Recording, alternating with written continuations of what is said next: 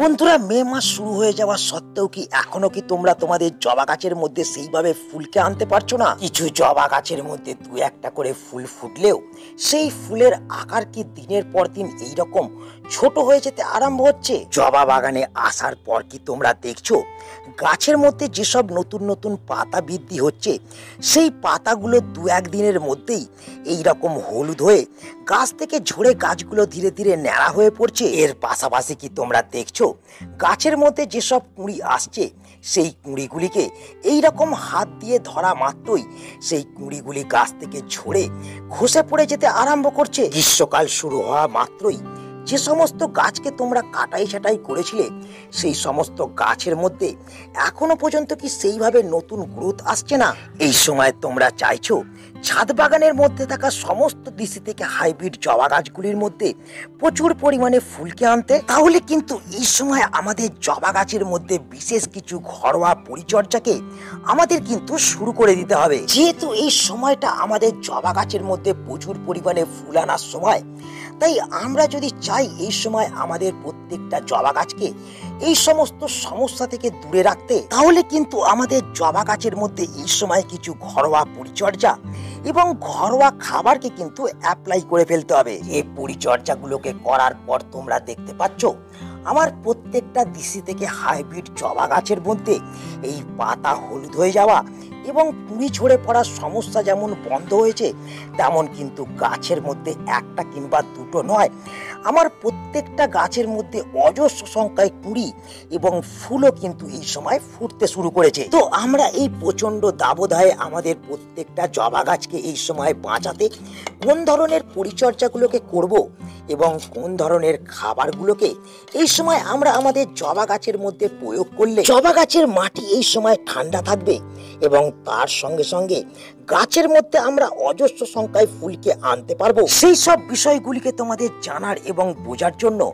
অবশ্যই কিন্তু এই ভিডিওটাকে একটু স্কিপ না করে সম্পূর্ণ দেখতে হবে। এবং যারা তোমরা নতুন বন্ধু কার্তিক হর্টিকালচারে প্রথম, অবশ্যই কিন্তু চ্যানেলটা সাবস্ক্রাইব করে পাশে দেওয়া বেল আইকনটা কিন্তু অলে প্রেস করে রাখবে। বন্ধুরা, এই সময় আমাদের যে সমস্ত জবা গাছগুলি দ্রুত বৃদ্ধি হচ্ছে না, সেই সমস্ত জবা গাছগুলোকে দ্রুত বৃদ্ধি করার জন্য, যে সমস্ত জবা গাছের মধ্যে এখনো পর্যন্ত ফুল আসছে না, সেই সমস্ত জবা গাছের মধ্যে প্রচুর পরিমাণে ফুলকে আনার জন্য এবং জবা গাছের কুঁড়ি ও পাতা হলুদ হয়ে যাওয়াকে এই সময় বন্ধ করার জন্য আমি কিন্তু আজ এই ভিডিওতে মোট 4টি ঘরোয়া খাবারকে নিয়ে তোমাদের সঙ্গে আলোচনা করব। কিন্তু সেই খাবারগুলো কি বা কিভাবে সেই খাবারগুলোকে আমাদের তৈরি করতে হবে এবং গাছের মধ্যে কিভাবে প্রয়োগ করতে হবে, সেটা জানার আগে তোমাদের কিন্তু এই সময় অবশ্যই যে কাজটাকে প্রত্যেকটা জবা গাছের মধ্যে করতে হবে, সেটা হলো যে সমস্ত জবা গাছকে তোমরা দেখছো এখনো পর্যন্ত সঠিকভাবে বৃদ্ধি হচ্ছে না, যে সমস্ত জবা গাছের মধ্যে এখনো পর্যন্ত কোনো ধরনের কুঁড়ি আসেনি বা কুঁড়ি এলেও সেই কুঁড়ি গাছ থেকে ঝরে যাচ্ছে, সেই সমস্ত জবা গাছগুলির মধ্যে এই সমস্ত সমস্যাকে বন্ধ করার জন্য আমাদের প্রথম যেটা করতে হবে সেটা হচ্ছে গাছগুলোকে আমাদের কিন্তু প্রখর রোদ্দুরের হাত থেকে বাঁচাতে হবে। মানে আমাদের শুরুতেই যে কাজটাকে করতে হবে সেটা হচ্ছে আমাদের প্রত্যেকটা জবা গাছগুলোকে আমাদের প্রথমেই এমন একটা স্থানের মধ্যে নিয়ে গিয়ে রাখতে হবে, যে স্থানটায় রাখলে আমাদের প্রত্যেকটা জবা গাছ সকাল থেকে বেলা 11টা অবধি রোদ পাবে এবং তারপর গিয়ে প্রখর রোদ্দুর যখন আসতে শুরু করবে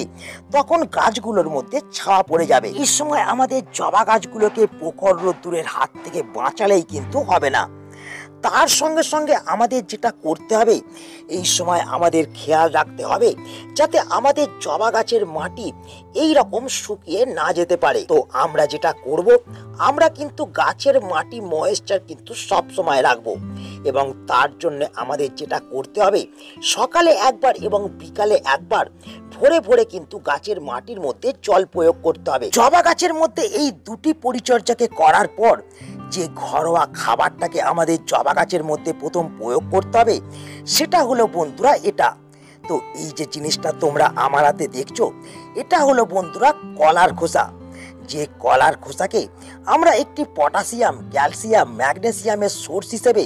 গাছের মধ্যে কিন্তু এই সময় প্রয়োগ করতে পারবো। কিন্তু আমরা যে ভুলটা করি, গাছের মধ্যে সমস্যা শুরু হবার পরে আমরা কিন্তু এই ঘরোয়া জিনিসগুলোকে গাছের মধ্যে প্রয়োগ করতে আরম্ভ করি। সেক্ষেত্রে কিন্তু দ্রুত আমরা কিন্তু রেজাল্ট দেখতে পাই না এবং 1 থেকে 2 বার ব্যবহার করার পরেই আমরা এই জিনিসগুলো ব্যবহার বন্ধ করে দিই। কিন্তু আমরা যদি চাই প্রত্যেকটা ঘরোয়া জিনিস থেকে সঠিক বেনিফিট পেতে, তাহলে কিন্তু আমাদের 12 মাসই সময়ে সময়ে কিন্তু এই ঘরোয়া খাবারগুলোকে গাছের মধ্যে কিন্তু প্রোভাইড করতে হবে। তো আমরা যদি এই কলার খোসাকে গাছের মধ্যে এই সময় একটি খাবার হিসেবে প্রয়োগ করতে চাই, তাহলে কিন্তু মোট 2 ভাবে আমরা এই কলার খোসাকে কিন্তু ব্যবহার করতে পারি। প্রথম হলো বন্ধুরা, আমরা কিন্তু এই কলার খোসাকে দিয়ে একটা লিকুইড তরল তৈরি করে কিন্তু আমরা গাছের মধ্যে এই সময় প্রয়োগ করতে পারি। তো সেক্ষেত্রে আমাদের যেটা করতে হবে, আমাদের কিন্তু 1 লিটার জলের জন্য প্রথমে 4টে কলার খোসাকে নিয়ে নিতে হবে এবং 4টে কলার খোসাকে 1 লিটার জলের মধ্যে ভিজিয়ে আমাদের কিন্তু 24 থেকে 48 ঘন্টা কিন্তু রেখে দিতে হবে। তোমরা দেখতে পাচ্ছ আমি কিন্তু কলার খোসা দিয়ে এই যে লিকুইড তরলটা তৈরি করেছি, এটা কিন্তু আমি 24 ঘন্টা রেখে দিয়েছিলাম এবং 24 ঘন্টা পর আমি কিন্তু এই লিকুইড তরলটাকে পেয়ে গেছি। এবং এই লিকুইড তরলটাকে আমাদের গাছের মধ্যে প্রয়োগ করতে হলে আমাদের যেটা করতে হবে, তোমরা দেখতে পাচ্ছ আমি কিন্তু এই পাত্রের মধ্যে 500 ml জল নিয়েছি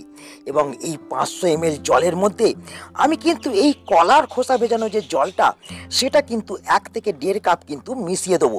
এবং এই যে পাতলা তরল লিকুইডটা তৈরি হয়ে গেল, এই তরলটাকে যদি আমরা প্রত্যেক সপ্তাহে 1 বার করে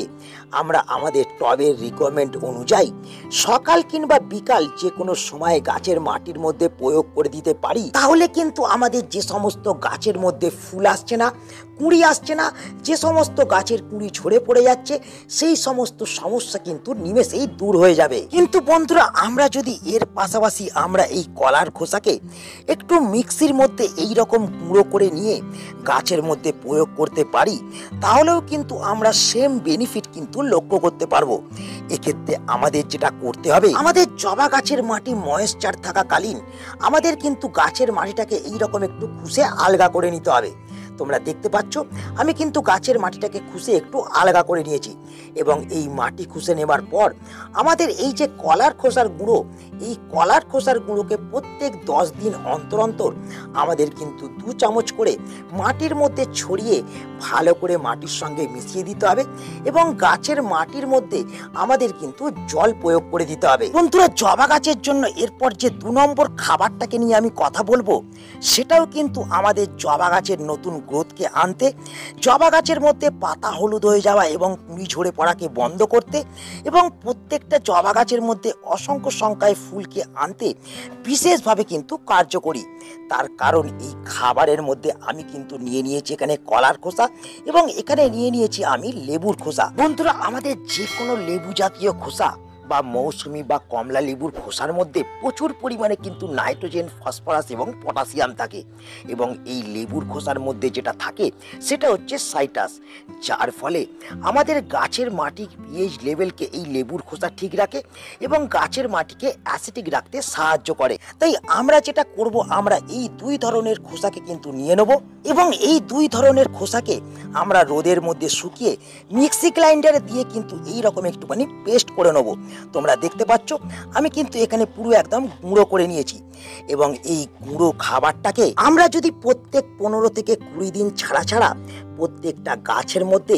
2 চামচ করে প্রয়োগ করে দিতে পারি, তাহলে যে বেনিফিটটা পাবো সেটা হলো আমরা কিন্তু এই খাবারটাকে প্রয়োগ করে আমরা আমাদের গাছের মধ্যে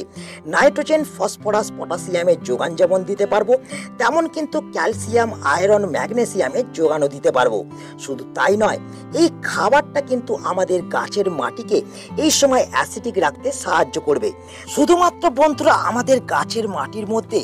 পটাশিয়ামের ঘাটতিকে মেটালেই হবে না, তার সঙ্গে সঙ্গে আমাদের যেটা করতে হবে, গাছের মাটিকে অ্যাসিডিক রাখতে হবে এবং তার সঙ্গে সঙ্গে গাছের মধ্যে পর্যাপ্ত পরিমাণে ম্যাগনেসিয়াম এবং আয়রনের যোগান দিতে হবে এবং সেই জিনিসটার যোগান আমরা দিতে পারবো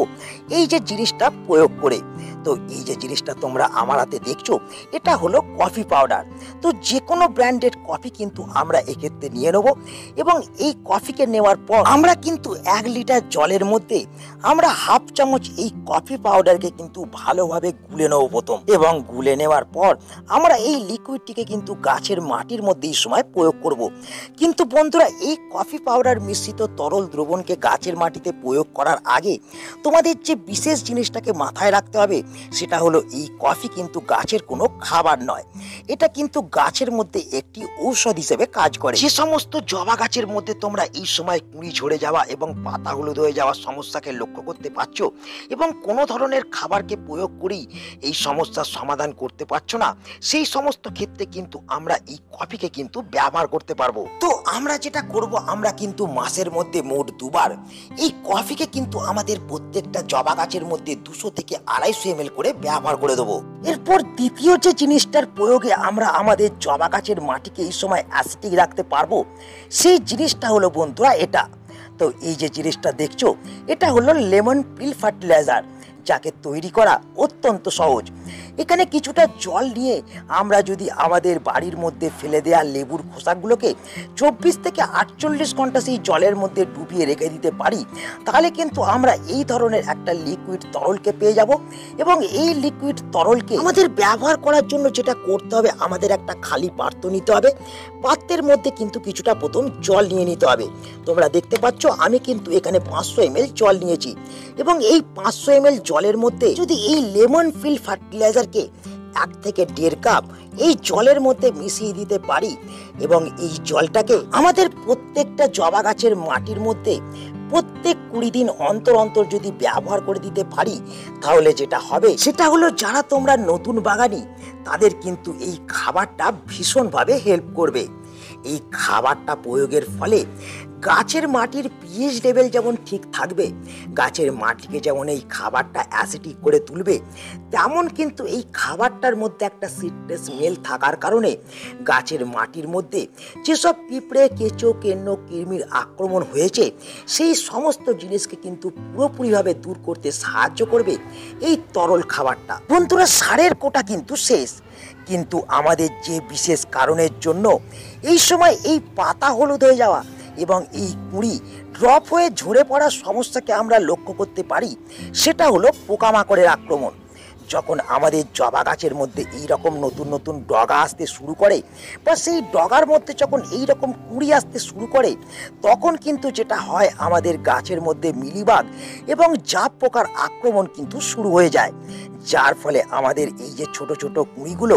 এই কুঁড়িগুলো ফোটার আগেই যেমন ড্রপ হয়ে পড়ে, তেমন কিন্তু গাছের বৃদ্ধি বিকাশও থমকে যেতে আরম্ভ করে। তাই এই মিলিবাগকে এবং জাপ পোকাকে দমন করার ক্ষেত্রে আমরা যে কাজটাকে করব, সেটা হলো একটা পাত্রের মধ্যে আমরা প্রথম কিছুটা জল নিয়ে নেব, এবং জল নিয়ে নেওয়ার পর আমরা কিন্তু এই যে দেখতে পাচ্ছ লেবু, এই লেবুর রসকে কিন্তু আমরা এখানে হাফ চামচ মতন এই জলের মধ্যে প্রয়োগ করে দেবো। তো বন্ধুরা, এই লেবুর মধ্যে যেহেতু সাইট্রাস আছে, সেহেতু কিন্তু এই লেবু আমাদের গাছ থেকে কিন্তু সমস্ত ধরনের মিলিবাগ এবং তার সঙ্গে সঙ্গে জাপ পোকাকে কিন্তু দূর করতে সক্ষম। কিন্তু এই কীটনাশকটাকে আমরা যদি আরো একটু স্ট্রং করতে চাই, তাহলে আমাদের যেটা করতে হবে, এর সঙ্গে কিন্তু আমাদের 2 থেকে 3 গ্রাম খাবার সোডা বা বেকিং সোডাকে কিন্তু ব্যবহার করতে হবে। তো বন্ধুরা, বেকিং সোডা এবং খাবার সোডা দুটোই কিন্তু একই জিনিস, কিন্তু এক্ষেত্রে তোমরা বেকিং পাউডারকে কিন্তু কখনোই ব্যবহার করবে না, সেক্ষেত্রে গাছের কিন্তু ক্ষতি হতে পারে। তোমরা দেখতে পাচ্ছ আমি এখানে কিন্তু 3 গ্রাম খাবার সোডা বা বেকিং সোডাকে কিন্তু জলের সঙ্গে মিশিয়ে দিলাম, এবং এই যে সলিউশনটা তৈরি হলো, এটাকে যদি আমরা নিয়মিত আমাদের জবা গাছের মধ্যে এই সময় প্রয়োগ করি, তাহলে কিন্তু আমরা দ্রুত জবা গাছ থেকে মিলিবাগ এবং জাপ পোকাকে কিন্তু দূর করতে পারবো, তাও আবার ঘরোয়া পদ্ধতির মাধ্যমে। কিন্তু এই সলিউশনটা তখনই সঠিকভাবে কাজ করবে যখন আমরা নিয়মিত প্রত্যেক 15 দিন অন্তর অন্তর এই জিনিসটা গাছের মধ্যে প্রয়োগ করব। তো আমরা যদি এই ঘরোয়া খাবারগুলোকে এই সময় থেকে আমাদের জবা গাছের মধ্যে প্রয়োগ করা আরম্ভ করে দিই, তাহলে কিন্তু যেটা হবে, শুধুমাত্র এই খাবারগুলো আমাদের জবা গাছের মাটির পিএইচ লেভেলকে ঠিক রাখবে সেটা কিন্তু নয়, তার সঙ্গে সঙ্গে গাছের মাটিকে অ্যাসিডিক রাখতে সাহায্য করবে এবং মাটির মধ্যে প্রত্যেকটা পুষ্টিমৌলের কিন্তু যোগান দেবে। আর সমস্ত ধরনের পোকামাকড়কে দূর করবে আমাদের জবা গাছ থেকে এই খাবারগুলো। তাই এই ছিল আজকের ভিডিও। যদি এই ভিডিওটা তোমাদের একটুও ভালো লেগে থাকে তাহলে কিন্তু অবশ্যই ভিডিওটাকে একটা লাইক করে দেবে, তোমাদের বন্ধুদের কাছে শেয়ার করে দেবে। যারা তোমরা নতুন বন্ধু কার্তিক হর্টিকালচারে প্রথম, তারা অবশ্যই কিন্তু চ্যানেলটা সাবস্ক্রাইব করে রাখবে।